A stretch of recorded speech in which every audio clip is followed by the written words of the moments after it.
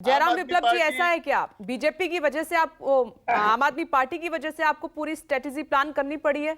इतना प्रेशर आपके ऊपर गुजरात में है? देखिए, एक पक्षी होता है टिटहरी, वो रात को अपने पैर को उल्टे करके आसमान की तरफ लटक जाता है पेड़ों पे, और उसके बाद फिर उसको लगता है कि आसमान को उसने ही रोक रखा है। तो ऐसे बहुत सारे लोग समाज में है, राजनीति में है, जिनको लगता है कि सब कुछ उन्हीं की वजह से हो रहा है। लेकिन ये जो तर्क दे रहे हैं कि विज्ञापन देना पड़ता है यानी विकास नहीं हुआ, का सबसे अधिक खामियाजा और सबसे बड़ा सवाल तो दिल्ली और पंजाब की सरकार के ऊपर उठ रहा है। इनको 9 लाख का एक गुजरात सोल्यूशन के लेकर चुनाव पे आएंगे। फोकस अब कर बीच रहे में हैं, मत गुजरात की बोलिए, बात करें। बीच में मत भारतीय बोलिए, जनता बीच पार्टी को में मत करोड़ों बोलिए। रुपए देने पड़ रहे हैं। मोरबी में पुल बनाने के लिए सिर्फ 2 करोड़ की अभी आप जरूरत नहीं थी, रोकेंगे सरकार के इतने पास से। नहीं हिमांशु थे। जी, प्राइवेट कंपनी के साथ एमओयू करना विज्ञापन पड़ा। का यही ठीक है प्रभाव हिमांशु होता है जी, ना, मैंने आपको चैनलों पूरा को टाइम दिया, जो आपने अपनी बात विज्ञापन रखी मिलता और है अब जयराम विप्लव तो जी की बारी है। सुन लीजिए, एक एक इंटरेस्ट करके नहीं बात करते। करेंगे।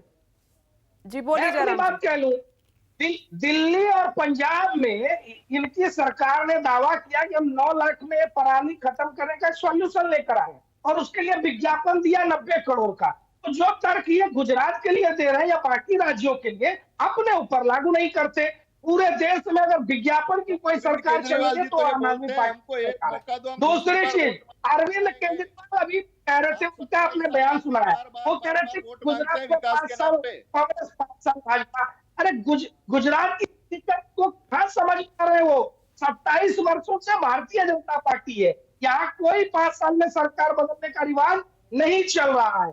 तो तो आम यही आदमी तो पार्टी सवाल गुजरात जयराम विप्लव जी, दोनों पार्टियां आपसे पूछ रही हैं कि 27 साल से बीजेपी सत्ता में है गुजरात में, उसके बावजूद भी पूरा कैबिनेट बदलना पड़ता है। नई कैबिनेट को आप टिकटों में जगह दे रहे हैं, पुरानी को भूल रहे हैं।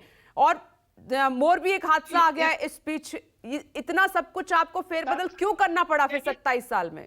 आपके बड़े नेताओं को बार बार गुजरात जाना पड़ रहा है। रितेश जी, यही तो गुजरात के विकास का प्रमाण है कि लगातार 27 वर्षों से जीत रहे। और दोनों प्रवक्ताओं को सुना आपने, इनको हमारे टिकटों की चिंता है।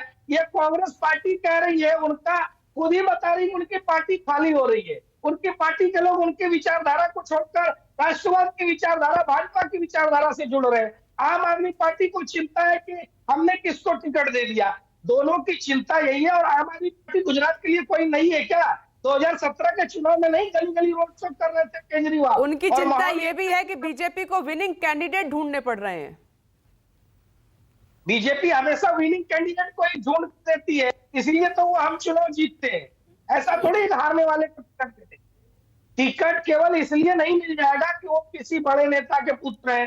टिकट केवल इसलिए नहीं मिल जाएगा कि वो किसी एक जाति के नेता है तो हम उनका टिकट नहीं काट सकते। जो हमारी विचारधारा की लड़ाई लड़ेगा, जो जनता की लड़ाई लड़ेगा, जो लोगों के बीच में रहेगा और लोगों का समर्थन अधिक से अधिक जिनके साथ होगा, उसी को तो जीता हुआ उम्मीदवार समझा जाएगा और उसको हम टिकट देते हैं। और काम किया है, इसीलिए 27 वर्षों से गुजरात में टिके हुए हैं।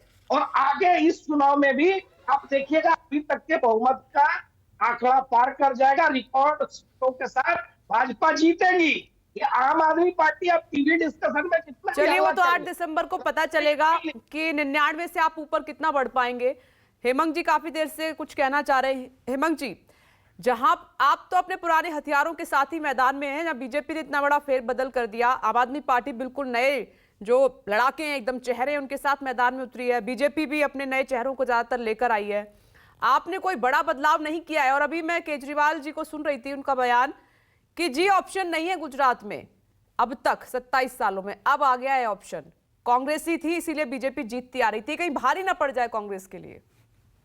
देखिए, हमने अभी जो नई सूची जारी की, इसमें 25 से ज्यादा नए चेहरे हैं। हमारे चेहरे में महिलाएं हैं, हमारे चेहरे में युवा है, हमारे चेहरे में जो हमारे अनुभवी है वो भी तो है, आपने उत्तर सीनियर प्रदेश भी है। में भी किया था, महिलाओं को जगह दी, युवाओं को जगह दी, कहां बात बनी? जी हेमंत जी, प्रदेश की बात अलग है। गुजरात में हमने लास्ट इलेक्शन में टोटल 4.5 करोड़ वोटर्स थे। वो वोटर्स में से हमने 3 करोड़ का वोटिंग हुआ था, मतलब 70% वोटिंग हुआ था। उसमें से 1 करोड़ 26 लाख वोट हमने कांग्रेस को हमें मिले थे।